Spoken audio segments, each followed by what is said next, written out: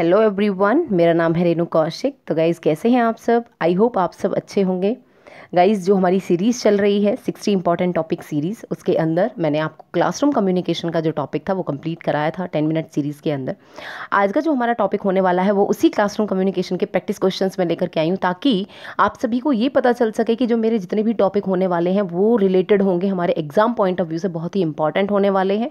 और गाइज़ इस सीरीज़ को कंटिन्यू रखिएगा, क्योंकि इसके अंदर मैं टॉपिक के साथ साथ क्वेश्चंस को भी लाने की कोशिश करूंगी, ताकि आपको कंसेप्ट जो है वो क्वेश्चन के थ्रू भी जो है वो पूरी तरह से क्लियर हो जाए और आपको ये पता चल सके कि क्वेश्चंस एग्जाम में किस तरह से पुट अप किए जाते हैं। आइए बात करते हैं आज की सीरीज के ऊपर, जो है हमारा क्लासरूम कम्युनिकेशन के प्रैक्टिस क्वेश्चंस। सबसे पहला हमारा क्वेश्चन है गाइस, देखिए सबसे पहला क्वेश्चन क्या कह रहा है कि attitude, actions and appearance in the context of classroom communication are considered as, कि जो एटीट्यूड है, जो हमारे एक्शंस हैं, जो हमारे अपीयरेंसेस हैं, उनको क्लासरूम कम्युनिकेशन में किस तरह से कंसीडर किया जाता है। क्या वो वर्बल होते हैं, क्या वो नॉन वर्बल है, क्या वो इम्पर्सनल का पार्ट है, या वो इरेशनल है। देखिए गाइज यहाँ पर सबसे पहले वर्ड समझते हैं वर्बल। वर्बल का मतलब क्या होता है कि किसी चीज़ को बोलकर प्रेजेंट करना ऑरली, ठीक है। नॉन वर्बल का मतलब क्या होता है? नॉन वर्बल हम सभी जानते हैं कि हमारी बॉडी लैंग्वेज इसके अंदर आती है, हमारे गेस्चर्स, हमारे पोस्चर्स, हमारे आई कॉन्टेक्ट्स। इम्पर्सनल का मतलब क्या होता है? इम्पर्सनल का मतलब है कि क्लासरूम कम्युनिकेशन जो है वो हमारा कैसा हो? इम्पर्सनल। इट मीन्स क्या वो इम्पर्सनल का मतलब होता है कि जो आपका कम्युनिकेशन है वो बेस्ड है आपकी सोशल आइडेंटिटी या सोशल रोल पर। उसके बाद वो बात कर रहा है इरेशनल। इरेशनल का मतलब क्या है कि आप जो कम्युनिकेशन कर रहे हो वो विदाउट लॉजिक है। तो क्या जो आपके एक्शंस हैं, आपके एटीट्यूड हैं और आपके अपीयरेंसेस हैं, क्या वो इनमें से किसी में भी फिट होते हैं? नहीं। क्या वो वर्बल के अंदर आएंगे? नहीं। अगर मैं बात करूं, ये हमारा किसके पार्ट होते हैं? एटीट्यूड, एक्शंस और अपीयरेंस, मतलब कि हमारा व्यू पॉइंट, हमारा नजरिया किसी चीज़ को देखने का, हमारी एक्टिविटीज़, हम जो एक्शंस कर रहे हैं, हमारी बॉडी लैंग्वेज, हमारा एक तरीके से अपीयरेंस, हमारा बॉडी पोस्चर्स, ये सारे के सारे किसका पार्ट होते हैं? हमारे नॉन वर्बल का पार्ट होते हैं। पहला क्वेश्चन क्लियर गाइस? पहले का आंसर क्या है आपका? 2 है। उसके बाद हम बात करते हैं सेकंड क्वेश्चन। सेकंड क्वेश्चन में क्या कहा गया है? सेकंड में बोल रहा है most often the teacher student communication is, कि ज़्यादातर जो टीचर और स्टूडेंट का कम्युनिकेशन होता है वो किस तरीके का होता है? क्या वो स्पूरियस होता है, क्या वो क्रिटिकल होता है, क्या वो यूटिलिटेरियन होता है, या कन्फ्रंटेशनल होता है? देखिए गाइज हर एक वर्ड का मतलब समझते हैं। स्पूरियस का मतलब क्या होता है? स्पूरियस का मतलब होता है भद्दा, एक तरीके से बुरा बोल सकते हैं, फॉल्स बोल सकते हैं, इनजेन्युइन बोल सकते हैं।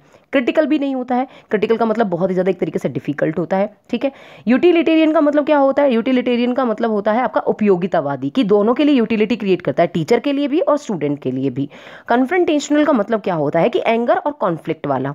तो क्या कम्युनिकेशन हमारा, इनमें से आप पॉज करिएगा वीडियो को और खुद देखिएगा कि इनमें से कौन सा ऐसा टॉप पॉइंट है जो मेरा पॉजिटिविटी की तरफ बात कर रहा है, वो है मेरा यूटिलिटेरियन। कहने का मतलब है कि क्लासरूम कम्युनिकेशन टीचर और स्टूडेंट दोनों के लिए ही इफेक्टिव होता है। अगर मैं बात करूं तो टीचर को जो है वो हेल्प करता है स्टूडेंट को समझने में, स्टूडेंट को हेल्प करता है एक तरीके से टीचर की अपने डाउट्स को क्लियर करने में, टीचर की अंडरस्टैंडिंग को समझने में। Clear guys?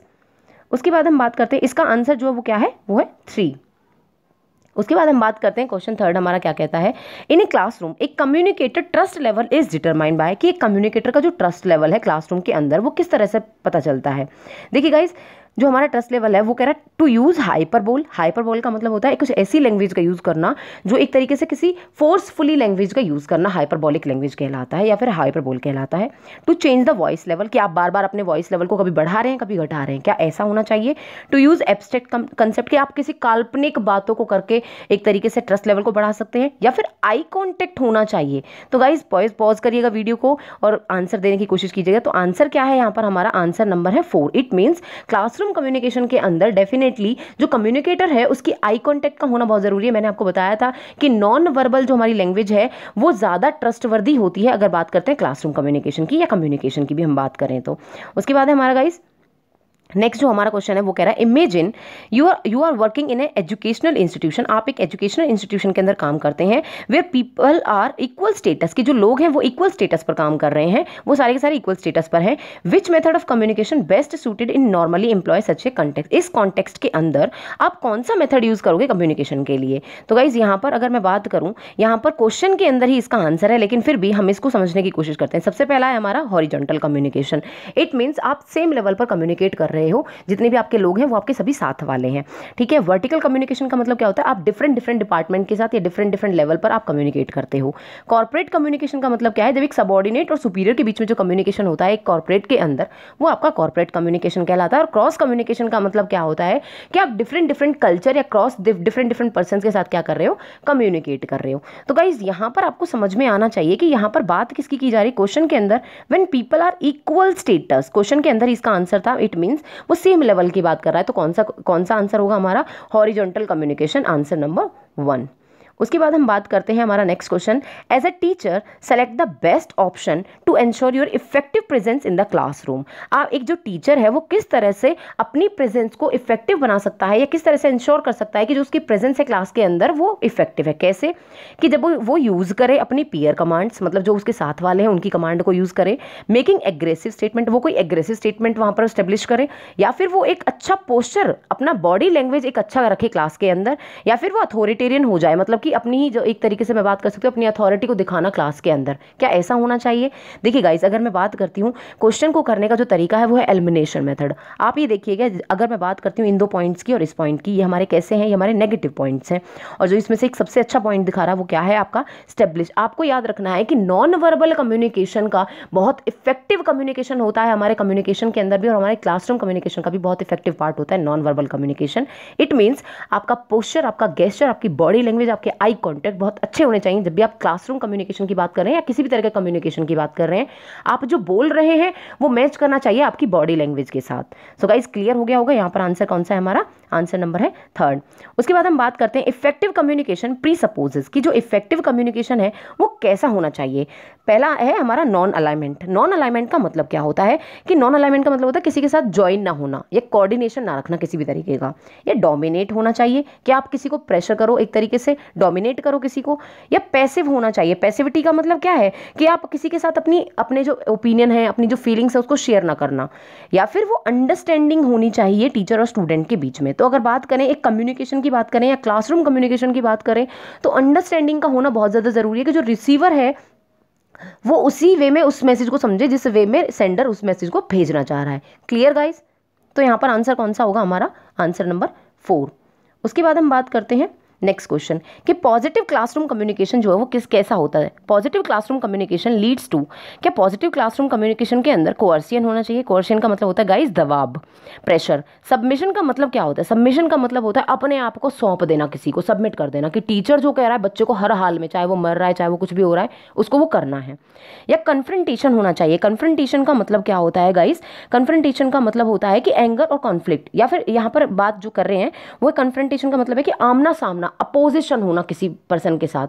तो क्या ऐसा होना चाहिए, या फिर परसुएशन होना चाहिए। परसुएशन का मतलब क्या है कि आपका कम्युनिकेशन ऐसा होना चाहिए जो इन्फ्लुएंस करे दूसरों को, आप जो कहना चाह रहे हैं वो सामने वाला बंदा उस चीज़ को उसी वे में समझे। कहने का मतलब क्या है, अंडरस्टैंडिंग व्हाट यू आर, मतलब कि आप जो कम्युनिकेट करना चाह रहे हैं सामने वाला बंदा उसको उसी वे में ले। तो कैसा होना चाहिए आपका कम्युनिकेशन, पॉजिटिव क्लासरूम कम्युनिकेशन कैसा हो, परसुएसिव होना चाहिए। ये मैंने आपको बताया भी था जब मैंने आपको ये लेक्चर समझाया था।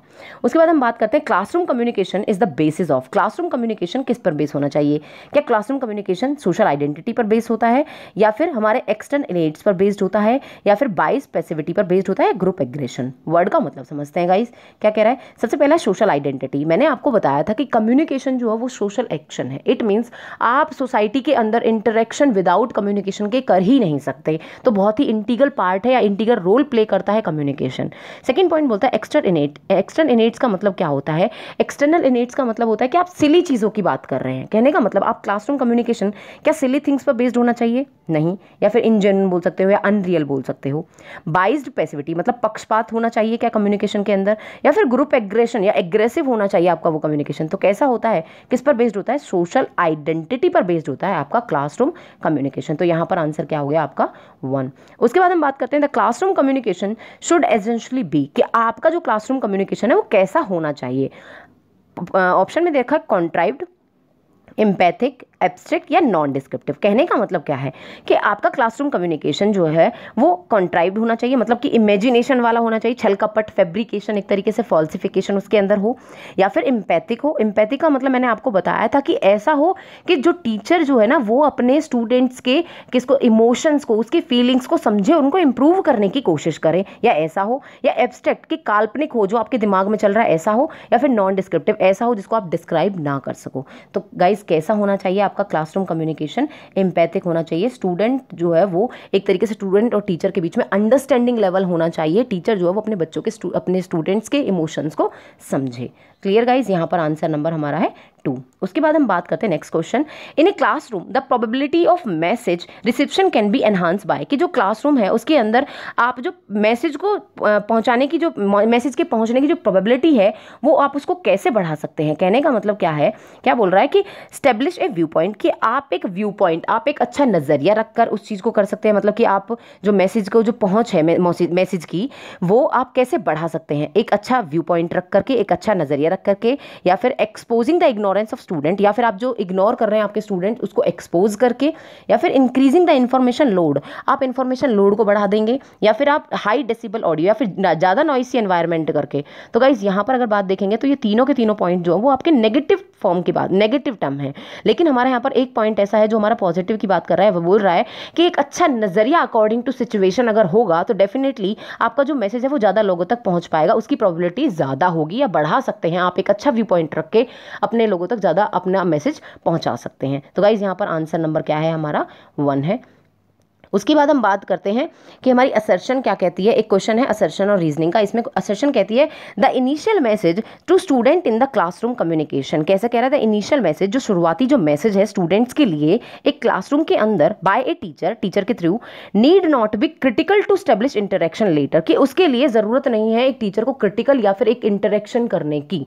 ठीक है। उसके बाद रीजन दे रखा है कि more control over the communication process means more control over what the student are learn. पहली बात तो ये कि यहाँ पर जो आपकी असर्शन है वो ही गलत है। ठीक है। तो आपकी असर्शन अगर गलत है तो डेफिनेटली वो रीजन पर बेस्ड होगी ही नहीं, रीजन उस पर बेस्ड होगा ही नहीं। तो पहला पॉइंट तो हमारा वैसे ही कट जाता है। बहुत ए एन आर ट्रू, क्योंकि हमारी असर्शन गलत है तो ये भी हमारा पॉइंट जो वो खत्म हो जाता है। मैं बात करूँ ए इज ट्रू, अभी मैंने बताया कि इनिशियल मैसेज जो स्टूडेंट के लिए जो हमारा पहला जो मैसेज होता है क्या वो क्रिटिकल नहीं होता है, क्या उसके अंदर इंटरेक्शन नहीं होता है, तो पहला हमारा वैसे ही गलत है, तो ये हमारा ये वाला पॉइंट भी गलत है। उसके बाद वो कहता है कि a is false but r is true. आप देख रहे हैं आंसर क्या होगा यहाँ पर? 4। क्यों?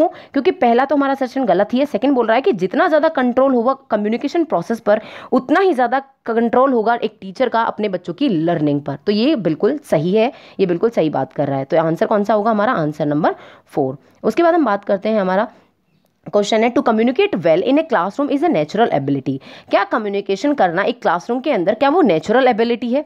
गाइज मैंने इसको अपने लेक्चर में बताया था कि कम्युनिकेशन जो है वो हमारी नेचुरल एबिलिटी नहीं होती, बल्कि कैसी एबिलिटी होती है? लर्नड एबिलिटी होती है, कि हम क्या करते हैं कम्युनिकेशन करना सीखते हैं। ठीक है। तो कम्युनिकेशन कैसी है? हमारी लर्नड एबिलिटी है। तो पहले ही हमारा जो हमारी असर्शन है वो क्या हो जाती है? रॉन्ग हो जाती है।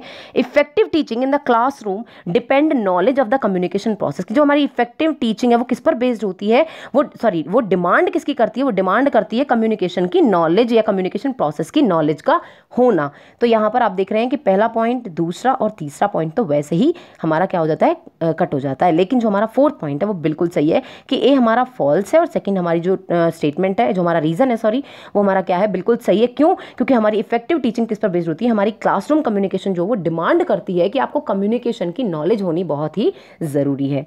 तो यहाँ पर गाइज आपको क्लियर हो गया होगा कि आपका यहाँ पर आंसर क्या है? Answer number 4। उसके बाद हम बात करते हैं हमारा नेक्स्ट क्वेश्चन।